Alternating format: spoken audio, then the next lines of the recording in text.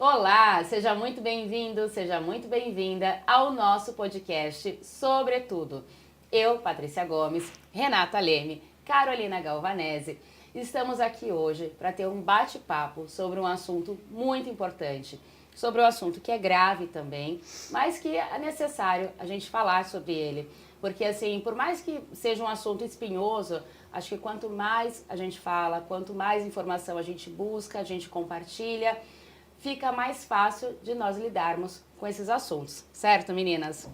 Com certeza. E o assunto de hoje é violência doméstica, violência contra a mulher, mas sobre um aspecto diferente, né? Sobre um outro foco, na realidade, que é o foco da violência patrimonial, que é um assunto pouco falado. Afinal de contas, quando a gente pensa em violência contra a mulher, sempre vem à mente, né? Violência física. Os casos que a gente vê na mídia, a gente sempre está vendo assim, questões relacionadas à violência física. E, no entanto, A violência patrimonial, ela está aí. E é Tão prejudicial quanto a física e quanto a psicológica. São várias formas de violência que são experimentadas pelas mulheres dentro desse contexto familiar que tornam essa mulher refém tanto de viver numa relação doentia, quanto impedem ela de saírem daquela atmosfera perniciosa e conseguirem aí a sua liberdade. Então, o fato de ter esse controle econômico do homem sobre ela faz com que ela não tenha autonomia, ela não tenha modo de sair de casa, porque, infelizmente, é necessário ter o poder econômico para você poder ter autossuficiência, né? Então, se ela não tem controle, se ela não tem dinheiro, como que ela vai sair de um casamento? Porque ela depende do sustento do provedor, que muitas vezes é a figura masculina identificada com esse papel, e também se preocupa com os filhos, que na grande maioria das vezes ficam sob seus cuidados, né? Essas violências todas, elas se entrelaçam. A patrimonial, com a sexual, com a física, moral, psicológica. Mas a violência patrimonial, ela não é muito debatida. E ela pode acontecer com aquela mulher que não trabalha, que só cuida, né, dos afazeres domésticos e dos filhos, mas também com relação àquela mulher que trabalha, que está no mercado de trabalho, mas que o marido ou o companheiro exerce o quê? A administração das finanças, da família, do patrimônio, só ele administra. E ela fica à margem disso, ela desconhece o que ela tem, né, o que a família tem, ela desconhece, inclusive, as aplicações financeiras, ela também não é consultada para tomada de decisões do que fazer, né, sobre compra de bens, venda de bens. Então, muitas vezes, a mulher está naquela dinâmica, vivendo bem com o marido, né, mas ela está alheia ao que está acontecendo com o patrimônio. E aqui a gente está trazendo justamente esse ponto. Vamos prestar atenção, porque isso pode ter implicações, não é, Patrícia? Tem implicações gravíssimas lá na frente, né? Até porque, assim, existem dois tipos de... Vou classificar aqui, né, como uns dois tipos de violência patrimonial, porque, assim, tem mulheres que elas sabem que elas já vivem numa situação de violência patrimonial, né, em que elas se submetem, às vezes, àquela situação, como você bem colocou, Renata, às vezes por conta dos filhos, eu não vou tomar nenhuma atitude porque eu não quero tirar o conforto dos meus filhos. E tem outras mulheres que elas não sabem que vivem em situação patrimonial, que acham que, de repente, assim, tá tudo bem nós fazermos as divisões das tarefas. Eu, na minha opinião, também eu concordo, sabe? Tá tudo bem, um cuida de uma parte, outro cuida da outra, mas é necessário, sim, ter a transparência, né? Não só nas questões do lar, às vezes você compra alguma coisa, você tem, eu vou tomar conta da casa, dos utensílios da casa, mas às vezes você pode compartilhar uma coisa ou outra que você acabou comprando para casa. Da mesma forma, quem cuida da questão financeira, ele também tem que compartilhar. Ele tem que deixar, pelo menos ali, disponível para que a pessoa ela possa acessar, né? De repente, mas tudo eu vou falar? Não, mas às vezes se a pessoa quiser, ela tem que ter acesso. Afinal de contas, é uma sociedade, é um relacionamento e às vezes você perguntar algo ofende. Até por isso que muitas vezes se fala que a raiz de muitas infelicidades ou de casamentos mal sucedidos é a falta de comunicação aberta, né? Então, sim, acho que a comunicação, nesse caso, sem ofensa, sem melindres, não é? Porque até nós conversávamos antes, às vezes a mulher toma a iniciativa de questionar algo ou pedir para ser cientificada, isso é admitido pelo homem como uma espécie de desconfiança, de ofensa. Né? Então, isso não tem que acontecer. Se está num ambiente em que tudo é comum, é uma comunidade, há uma sociedade, tudo tem que ser dividido, não sob aspecto matemático e contábil, mas justamente inspirado dentro do princípio de confiança. Se existe confiança, não há porquê não haver esse fluxo de informação, essa transparência em torno desse tema, né? E quando a gente monta uma sociedade, a gente sempre vai montar uma sociedade com pessoas que a gente confia, né? E na sociedade tem que ter a prestação de contas, então dentro da sua casa também. E assim, né? Tudo tem que ser debatido, discutido. A tomada de decisão. E isso, na verdade, já implica numa violência patrimonial, quando só o homem decide o que faz com as finanças, como administra, se vai comprar, se vai vender, se vai reformar, né? Então, assim, não é só o fato, né, da mulher não conhecer, também é o fato dessa mulher ter voz também, dentro daquele relacionamento. Ela precisa ser ouvida, né? Por que que a mulher não pode fazer as suas ponderações? Por que que a mulher, né? Parece que a mulher é incapaz de pensar sobre dinheiro, sobre finanças, né?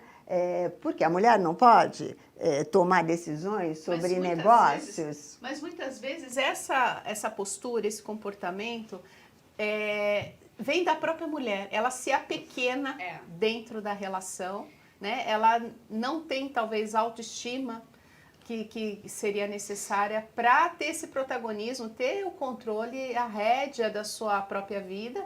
E nas relações amorosas se romantiza muito esse papel da mulher ser a cuidadora e o homem ser o provedor, dentro dessa estrutura aí patriarcal que a gente já conhece, né? Que está muito em voga se trazer essa expressão. Mas mais importante do que isso é pensar que, muito embora a gente tenha que ter relações baseadas em amor, a gente também tem que ter o seu lado racional, né? E aí as mulheres que romantizam a situação estão esperando o cavaleiro vir no seu cavalo branco, né? Para lhe Mas às vezes ele até chega no cavalo branco, né?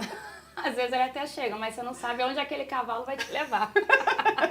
É uma questão cultural, né? Porque a mulher muitas vezes ela é criada dentro, né, da sua estrutura familiar, para justamente estar mesmo executando as tarefas domésticas. Ainda que ela trabalhe e tudo, mas assim, essa questão de gestão, de administração, de tomada de decisão, porque tomar decisão é poder. Sim. Quando você decide, você está exercendo o seu poder. E isso é retirado das mulheres, essa possibilidade do exercício do poder. Sim, você sabe que teve um caso de uma moça jovem, e ela era casada com um rapaz, assim, começo, né, como quase todas as histórias, né?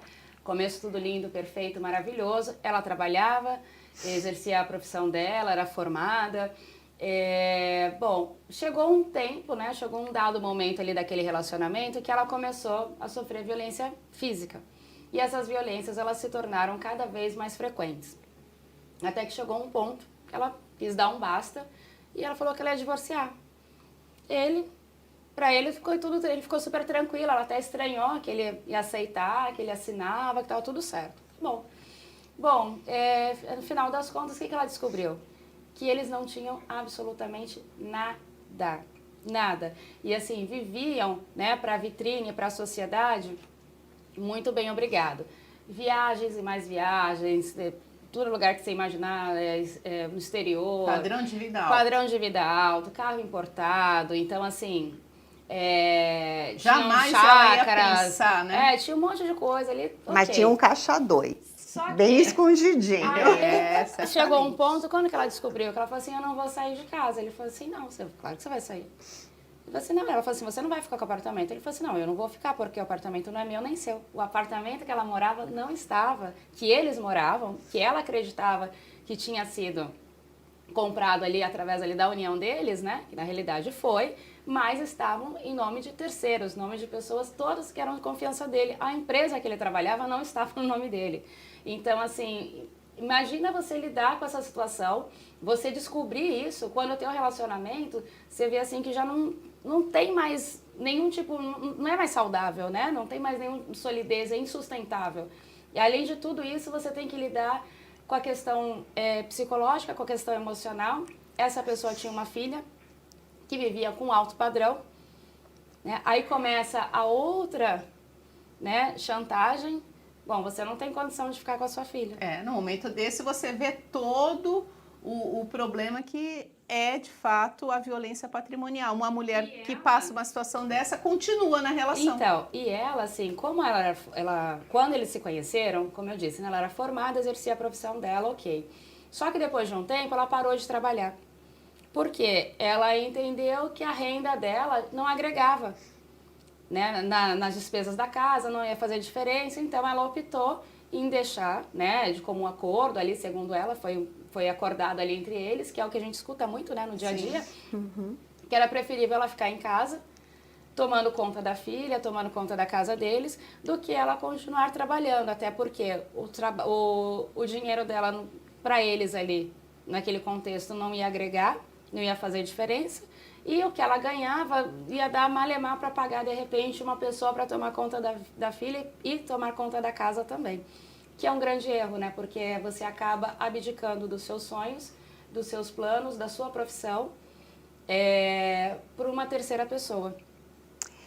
E eu acho também que há outras situações em que esse cônjuge ou companheiro, ele vai, justamente por só ele exercer o controle do patrimônio, ele vai dilapidando o patrimônio, ele vai fazendo retiradas para lugares, né, seguros para ele, de modo que depois, lá na frente, né, havendo uma ruptura, ele já tenha, né, todo esse patrimônio já na sua esfera de domínio. Eu tive um caso lá no escritório que foi exatamente assim. Ele fazia, como a esposa não acompanhava as contas, e ela trabalhava, ela tinha um ganho que não era tão pouco, mas ela não acompanhava as finanças da casa. E ele foi fazendo, ao longo de anos, ele foi fazendo aportes, tá certo?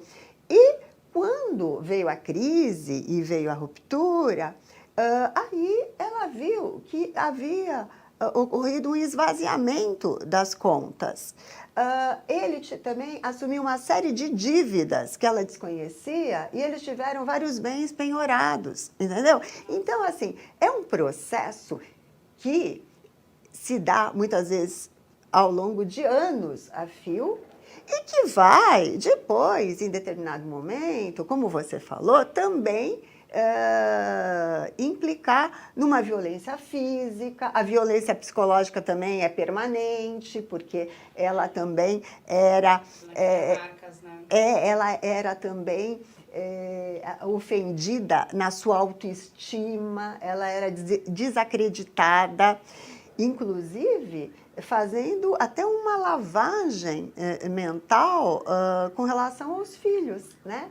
Que viam a mãe como uma pessoa de valor menor dentro daquele contexto. É uma verdadeira arapuca, né, familiar. E isso pode acontecer tanto em famílias heteroafetivas quanto em famílias homoafetivas. Isso não é privilégio aí, entre aspas, né, de ninguém. Isso pode acontecer dentro da estrutura familiar. E também, assim, dentro do aspecto também do relacionamento de pais e filhos, porque às vezes tem os filhos trabalham e os pais que eles administram, né, eles tomam conta de todo o salário, toda a remuneração que o filho recebe ou a filha recebe, e às vezes a pessoa fica sem nada. Eu já tive casos também de um rapaz que ele falou que ele trabalhou numa empresa, entrou com ação contra essa empresa, mas que ele não teve acesso ao dinheiro. Porque quem cuidou de todo o dinheiro, quem foi receber até com ele no banco e já fez a transferência para a conta foi o pai. Ele foi no banco fazer o saque das verbas de fundo de garantia, né? E o pai já fez a transferência, pediu que foi com ele na boca do caixa e fez a transferência direto para a conta dele. É um problema bem complexo, né? E talvez até por conta do gigantismo dessa complexidade e das relações que podem se interpenetrar, que a família inteira acaba envolvida nisso, a Renata fez um comentário que me fez pensar em destacar isso, a importância de ter uma abordagem multidisciplinar. Então, essa pessoa que passa por um problema como esse, ela precisa de um apoio jurídico, mas ela também precisa de um apoio psicológico. Porque são relações abusivas.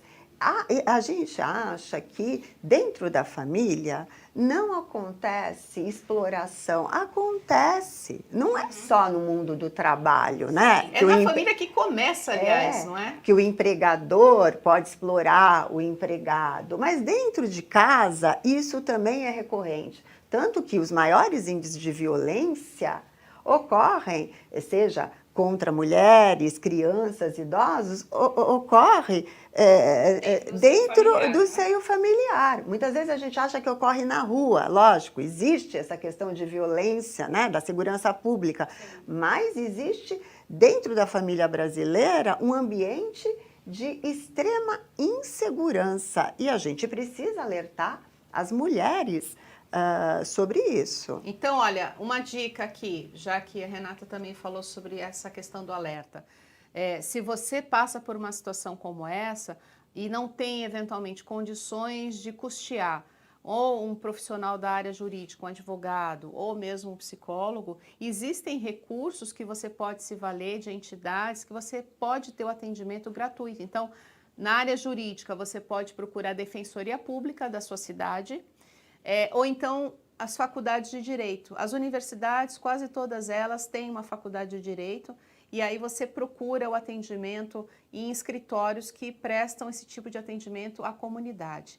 Dentro da área de psicologia, as faculdades de psicologia aqui em Santos também tem, não é? A Unisantos também disponibiliza. Então, basta só você ir até lá e se orientar como que recebe esse atendimento. A informação é tudo, né? E acho que esse nosso encontro tem bem essa finalidade. De alguma maneira, com a experiência que a gente tem, nós 3 somos advogadas, né? Já temos aí uma estrada e conhecemos, experienciamos e vivenciamos junto com clientes problemas semelhantes a estes, né?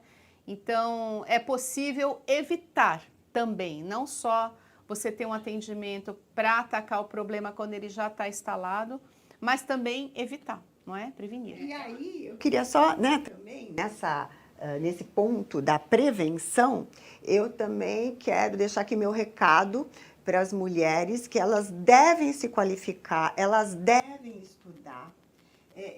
Eu acho que pensar, lógico, em ter um relacionamento, enfim, isso faz parte da vida, mas não negligenciem o quê? A formação de vocês. É importantíssimo se qualificar, ter uma profissão, ingressar no mercado de trabalho. A mulher, para ela se proteger contra a violência, ela precisa se emancipar, inclusive economicamente. Isso é um ponto fundamental. A nossa experiência, né, como advogadas, e que recebemos clientes, várias mulheres, a gente vê isso, né? Sim. Que é um ponto fundamental. A emancipação econômica, ela é uma defesa das mulheres contra a prática das violências. O trabalho da mulher, né, no ambiente externo, ele é importante tanto pelo aspecto, né, patrimonial, pelo aspecto financeiro que nós estamos falando, independente da renda que você vai ganhar, mas também pela questão social, né, pela interação dela, para ela estar na dinâmica ali do mercado de trabalho. Porque, às vezes, o que acontece? Eu vejo muitos casos ainda de mulheres, né, como veio o exemplo anterior, que elas casam, têm filhos, aí param de trabalhar, porque, justamente eu não vou colocar um terceiro na minha casa para tomar conta da minha casa, tomar conta do filho, da filha ou dos filhos. Aí vou trabalhar, o que eu vou ganhar vai ser praticamente para pagar isso, eu vou perder a infância dos meus filhos. Então, isso acontece, só que assim, a gente nunca sabe o dia de amanhã. Então, acho que a gente tem que achar um ponto de equilíbrio que nos dê também solidez, né? Que nos dê uma certa estabilidade também. E quando tiver alguma intercorrência, às vezes você casa com uma pessoa, você só vai conhecer, como em qualquer relacionamento, né? Não só relacionamento, só casamento, mas até às vezes uma amizade, sociedade, a gente vai conhecer a pessoa, em regra, quando os problemas, os conflitos, eles começam a surgir. Aí que nós vamos ver como que aquela pessoa vai se portar. Então, é importante, sim, que você, mulher, não se anule. Porque, às vezes, vou ficar em casa, vou cuidar da casa. Não que isso não tenha o seu mérito, claro que tem. Né? Até eu particularmente, assim, quando eu prefiro fugir do serviço de casa, porque é uma coisa que não tem fim. Né? Você passa o dia inteiro... E é desvalorizado. É desvalorizado. É invisível. É invisível. Só se vê a limpeza quando a casa está suja. Mas é uma coisa absurda. Deveria ser Mas é uma compartilhado, coisa absurda, né? porque eu falo assim, né? Eu sempre dou exemplo. Eu falo assim, nossa, quando é período de recesso, né? Você fica em casa, eu falo assim, caramba, você começa no café da manhã ali. Eu não paro. Você não para, até o último ir dormir, você não para, porque a cozinha é uma coisa que é infinita. A louça não tem fim nunca. A máquina de lavar parece uma lavanderia. Fala assim, gente, e depois você tem que passar. Aí você não sabe, putz, eu vou lavar e daqui a pouco vai ter aquele monte de roupa para passar. Aí você fica...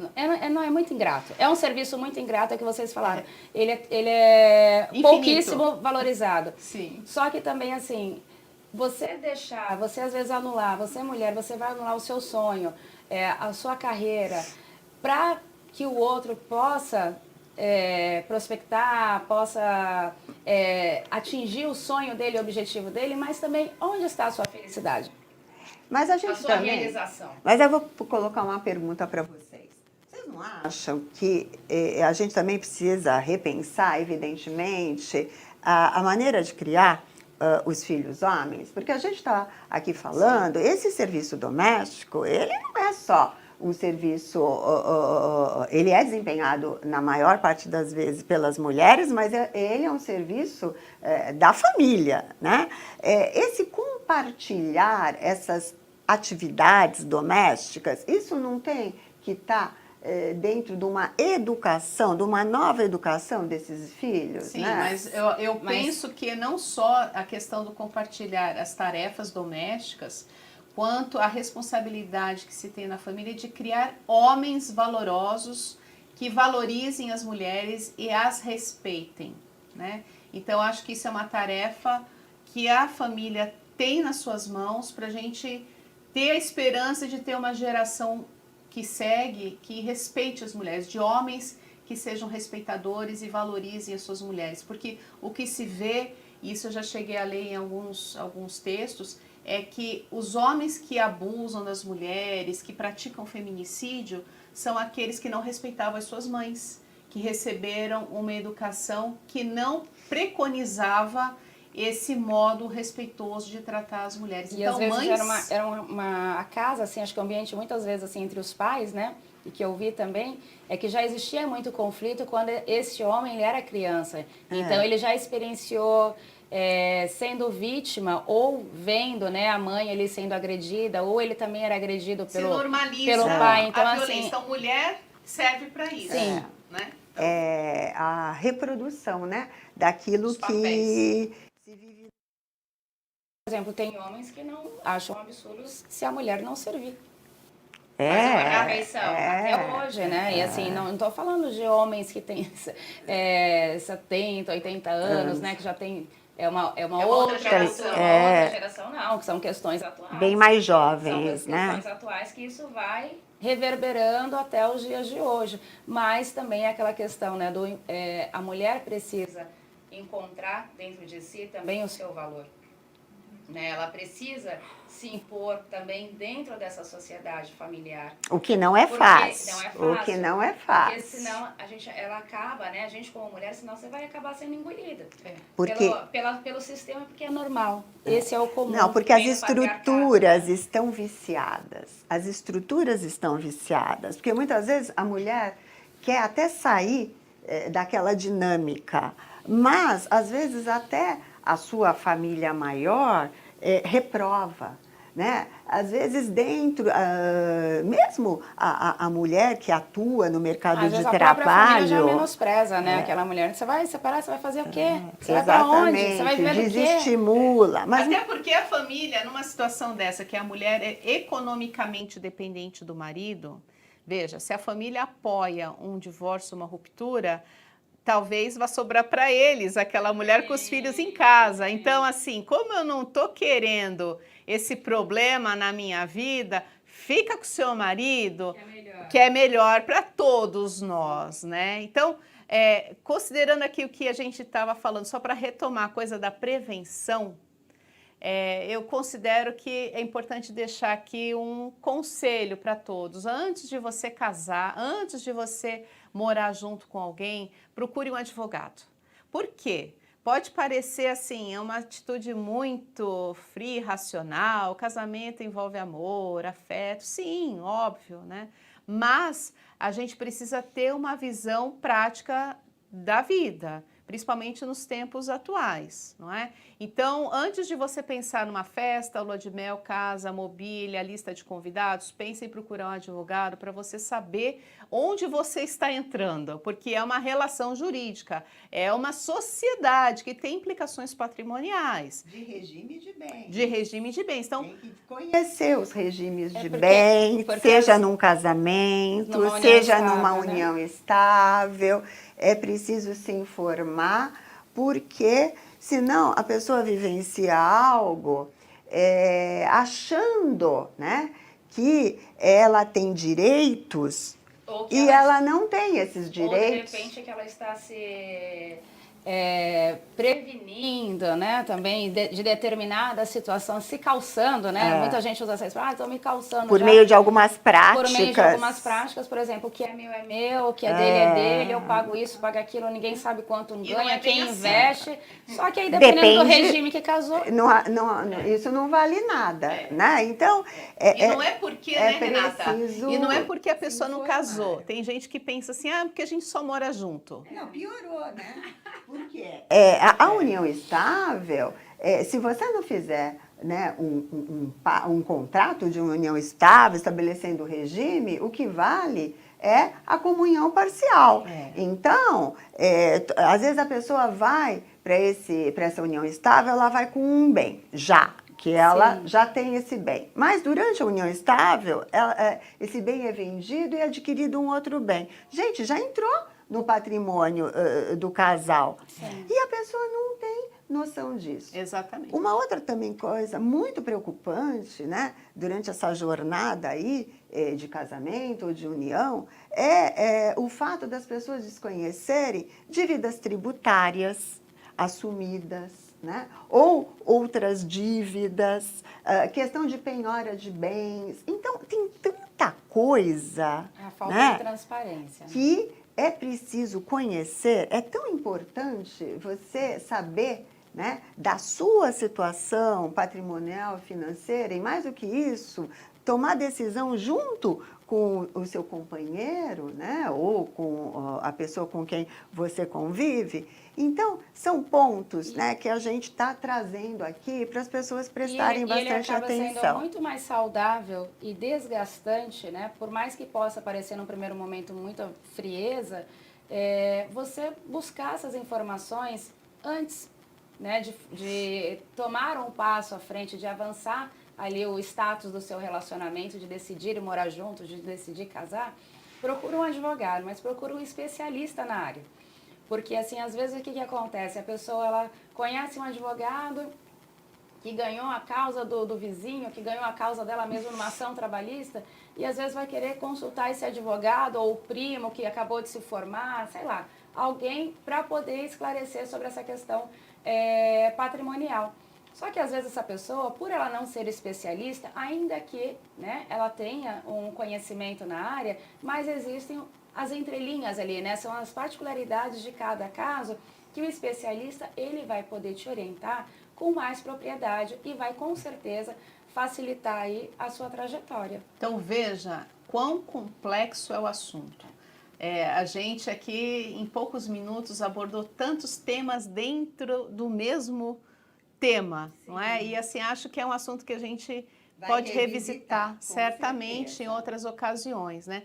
E aqui, né, vamos falar dessa nossa busca de, ao final do nosso bate-papo, trazer... Sim, fazer sugestões para todos aí de filmes, séries, livros que a gente possa relacionar com o assunto e que possam ser de interesse aí de vocês. Até para que a gente, né, transforme também esses temas que tem esse aspecto da legalidade, tem esse aspecto psicológico, mas também a arte, ela nos ajuda muito, né, a compreender toda a complexidade da temática. Né? Exatamente. Mas antes, Renata, fale.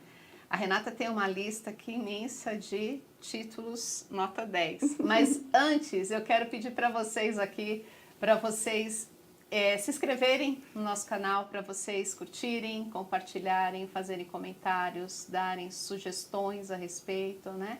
Avisa para o seu amigo, manda para sua amiga, a quem você considerar que pode ser útil e interessante e interaja, não é? Exatamente. Então eu trouxe aqui algumas sugestões de filmes. Eu adoro filme, eu assim... cinéfila. Sou cinéfila, assisto tudo e eu tenho aqui uma sugestão que é um clássico, né? Eu acho que todo mundo tem que assistir esse filme que se chama As Sufragistas, que conta, né, a luta das mulheres pelo direito ao voto, né, as mulheres britânicas no início do século XX. Então, é um filme que precisa ser visto. Trouxe também aqui uma sugestão já de um filme brasileiro que eu gosto muito, chama Nise, o Coração da Loucura. Por quê? Trata de uma mulher brasileira, psiquiatra, que a gente sabe que no momento em que ela estudou medicina e foi fazer psiquiatria, a psiquiatria era uma especialidade masculina, do gênero masculino, ela entrou, né, dentro aí dessa área e revolucionou o tratamento dos pacientes com transtornos mentais. Trabalhou num hospital, no Rio de Janeiro, e esse filme eu acho bárbaro, porque ele vai contar a história de vida da Nise e vai contar um pouquinho também dessa mudança, dessa humanização do tratamento dos pacientes com transtornos mentais e vai falar também da introdução da arte e do cuidado dos animais para a nova abordagem, né, que ela deu. Traz humanização, né, para o tratamento, né? Sim. Exatamente. E aí eu vou finalizar, para não me alongar muito, falando de uma série que eu descobri agora, há pouco tempo, na Netflix, chama As Leis de Lydia Poet. É uma mulher italiana que lutou para ser a primeira advogada a exercer essa profissão na Itália. Ela vivia em Turim, ela fez direito, mas ela não conseguiu se credenciar na Ordem dos Advogados. Lutou por 35 anos para se tornar advogada, era uma mulher inteligentíssima e conquistou isso aos 65 anos de idade. Tudo isso por quê? Para a gente ver que A gente está aqui hoje, né, nessa nossa sala de visitas, conversando sobre esse assunto, termos esse protagonismo, essa voz feminina. Isso se deve por muita luta, resultado de muitas mulheres brasileiras e estrangeiras que vieram antes de nós. Então, é um legado que a gente recebeu e vamos continuar. Inclusive, nós estamos aqui falando sobre violência doméstica e a lei, né, de violência doméstica, a lei de violência contra a mulher, que leva o nome de Maria da Penha, ela é uma homenagem a Maria da Penha. E Maria da Penha, ela é uma mulher que ela sofreu violência doméstica durante muitos anos, num relacionamento anterior que ela tinha. O marido dela, à época, ele tentou matá-la por duas vezes. Em uma dessas tentativas, ele atirou nas costas da Maria da Penha enquanto ela estava dormindo e a deixou paraplégica. Só que a época em que isso aconteceu foi na década de 80, 1983. Os crimes, né, as violências contra as mulheres, violência doméstica, eles eram considerados crimes de baixo potencial ofensivo, não era dada tanta importância. Então, assim, ela ficou anos buscando uma resposta da justiça. Depois de muito tempo, o marido dela foi condenado, salvo engano, a uns 2 anos. Mas, para vocês terem noção, naquela época, muitos casos de violência doméstica sequer havia condenação. E quando havia, tinha casos ainda que o agressor ele poderia pagar em cesta básica. Olha o absurdo. Bom, o que acontece? A Maria da Penha esperou muitos anos por uma resposta na justiça. E como ela não, né, teve essa resposta satisfatória dentro do Poder Judiciário aqui no Brasil, ela recorreu à Corte Interamericana de Direitos Humanos e lá, sim, o Brasil foi condenado. E a partir do momento em que o Brasil foi condenado por negligência, né, por omissão, nesse caso gravíssimo de violência doméstica, esse assunto ele ganhou força, ele ganhou corpo e hoje nós temos a Lei Maria da Penha, graças a uma mulher que ela não se calou, ela foi atrás. E a frase que ela utiliza, que eu quero finalizar aqui hoje, é: a vida começa quando a violência acaba. Então, mulheres, não se calem. Exatamente. Eu quero, só para finalizar aqui também a minha parte, trazer a indicação de um livro. Eu não sei se vocês conhecem, é um livro de literatura mundial. O autor é Khaled Hosseini, foi o mesmo autor de O Caçador de Pipas. O título é A Cidade do Sol. É um livro que trata da realidade de 2 famílias afegãs, obviamente no contexto da criação e daquela dinâmica familiar de origem afegã. Então é interessante que o autor retrata 2 histórias em paralelo. Primeiro, de uma mulher que sofre violência dentro de casa, sobre todos os vieses, e o quão penoso, quão doloroso é a vida dela. E, em contrapartida, um outro pai, um outro homem, que cria sua filha em torno de 14 anos, mostra aqui a criação que ele dá, de empoderamento para essa menina, tentando fazer ela romper, né? É disruptivo em relação a essa forma de viver dentro do contexto da criação lá dos costumes muçulmanos, árabes, enfim, que é reconhecidamente opressor aí dos direitos da mulher. Então é um livro que eu recomendo, ele é delicioso de ler, ele é envolvente e faz a gente refletir sobre algumas coisas e saber que a vida, muitas vezes, que a gente tem é uma vida privilegiada. Ao redor do mundo, existem muitas outras realidades que são bem diferentes das nossas, né? Então, assim, é reflexivo, recomendo a leitura. Valeu estar aqui com vocês. Foi muito bom, né? Foi bom a gente estar estreando nessa tarde de hoje, batendo esse papo. Teremos delicioso. Outros, hein? Por favor, aí, vocês se engajem, curtam e compartilhem. Mandem as suas sugestões e até a próxima. Até, gente. Até. Tchau, tchau.